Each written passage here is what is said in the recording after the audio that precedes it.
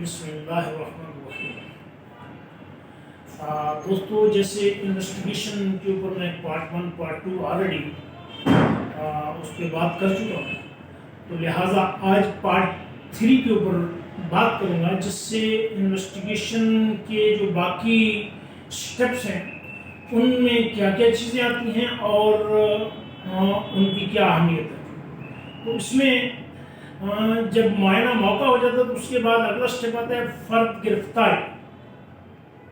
اب فرد گرفتاری اگر ملزم کو انویسٹیگیشن میں سب گرفتار ہونے میں کامیاب ہو جاتا ہے تو پھر وہ اس کی نشاندہی کے اوپر جس بھی نوعیت کا کیس ہو اس حوالے سے اس سے برآمدگی کروائے گا۔ اگر اس نے کوئی مرڈر کیا ہے یا کوئی لڑائی جھگڑا کیا ہے اور اعلیٰ واردات استعمال کیا ہے تو اس میں اعلیٰ واردات برآمد کرائے گا۔ اگر چوری کیا تو چوری کا سامان برآمد کروانے کی اس کی نشاندہی پہ کرے گا، یا اور اس طرح کا جو بھی معاملہ ہے، ڈکیٹی ہے تو ڈکیٹی میں جو مال اس نے چھینا ہے اس کی برآمدگی کے لیے، تو لہٰذا فرد گرفتاری اور اس کے فرد گرفتاری بنے گا، اور گرفتاری کے بعد پھر وہ فرد برآمدگی و مقبوضگی، یعنی کہ جو چیزیں آن دی پوائنٹیشن آف ملزم وہ آئیو صاحب اپنی تحویل میں لیتے ہیں، برآمد کرواتے ہیں، اور اس کا ساتھ ہی فرد برآمدگی و مقبوضگی، یعنی وہ پولیس اپنی کسٹڈی میں لیتی ہے اور ان کو ایز اے مال مقدمات اس کو جو ان چیزوں کو سیل کرنے کی ضرورت ہوتی ہے ان کو سیل کرتی ہے۔ جو اگر اس میں کوئی چیز ایسی ہے جس کو ایگزامن کروانا ضروری ہو تو وہ اس کا فرد الگ سے بنا کے اس کو ایگزامن کے لیے بھیج دیتی ہے۔ تو اس میں سب سے آگے جو اگر فرد کیا کوئی بندہ جھگڑے کے اندر زخمی ہوا یا مرڈر ہوا تو اس میں پوسٹ مارٹم ہوگا مرڈر کی صورت میں، جو کہ بہت ضروری ہے۔ اور بعض اوقات پوسٹ مارٹم جو ایم ایل او صاحب ہیں وہ پوسٹ مارٹم کرتے وقت کوتاہی کر جاتے ہیں کہ پورا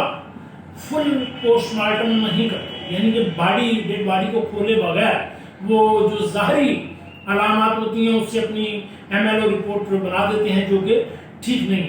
تو فل اس کا ڈیڈ باڈی کا فل پوسٹ مارٹم ہونا بہت ضروری ہے، جو کہ مینڈیٹری ہے، کیونکہ اس سے بھی کاز آف ڈیتھ کی جو معاملات ہیں وہ کلیئر ہو جاتے ہیں۔ پوسٹ مارٹم اتنا اس لیے بہت ضروری ہے۔ تو اسی طریقے سے اگر کوئی بندہ زخمی ہوتا ہے تو وہ بھی سرکاری ہاسپٹل سے ایم ایل او سے اپنا ٹریٹمنٹ بھی لیتا ہے، اپنا ایگزامینیشن بھی کرواتا ہے، اور جو ایم ایل او صاحب اس میں زخموں کی نوعیت لکھتے ہیں اس کے مطابق ایف آئی آر میں دفعات لگتی ہیں۔ تو لہٰذا آپ جب بھی اس کے لیے جاتے ہیں تو آپ کو ان چیزوں کا علم ہونا چاہیے کہ زخمی ہونے کی صورت میں بھی آپ نے ایم ایل او کے پاس جانا ہے، اور اگر مرڈر ہے تو اس کا پوسٹ مارٹم کروانا ہے۔ تو لہٰذا ان چیزوں کو باقی جیسے فنگر پرنٹ ہیں وہ فنگر پرنٹ کو بھیجے گا، اگر اس نے کسی جگہ سے کوئی خون کے دبے اٹھائے ہیں یا اس طرح کی کوئی بھی مشکوک چیز اٹھائی ہے تو اس کو بھی وہ ڈی این اے ٹیسٹ وغیرہ یا کیمیکل ایگزامنر کے لیے، یا پھر اس کا جو بھی مطلب ہے کہ مطلوبہ اس نے اس کا ٹیسٹ کروانا ہے وہ متعلقہ ڈپارٹمنٹ کو بھیجے گا آیو صاحب، اور اس کی پھر رپورٹ آنے کے بعد تمام چیزوں کو وہ سبمٹ کرتے ہوئے final challan under section 173 C R P C court کے اندر آنریبل میجسٹریٹ کنسرن جو ہے اس کی کورٹ میں فائنل چلان سبمٹ کرے گا، اور آنریبل میجسٹریٹ جو ہے اس کو دیکھے گا کہ اگر جو دفعات ہیں چلان کے اندر اگر وہ ٹرائبل بائی میجسٹریٹ ہیں تو وہ اپنے پاس کیس رکھے گا، اگر وہ ٹرائبل بائی آنریبل سیشن جج ہیں تو دین he will send the challan, forward the challan to the honorable district and session judge for trial۔ تو اس طریقے سے یہ انویسٹیگیشن کا معاملہ جو ہے یہ مرحلہ مکمل ہو جاتا ہے، اور انویسٹیگیشن کی بنیاد پر، چونکہ انویسٹیگیشن کا مقصد یہ ہے کلیکشن آف ایویڈنس، جتنی اچھے طریقے سے انویسٹیگیشن ہوگی، کلیکشن آف ایویڈنس ہوگی، اتنا ہی پروسیکیوشن کا کیس اسٹرانگ ہوگا۔ تو لہٰذا جب یہ 173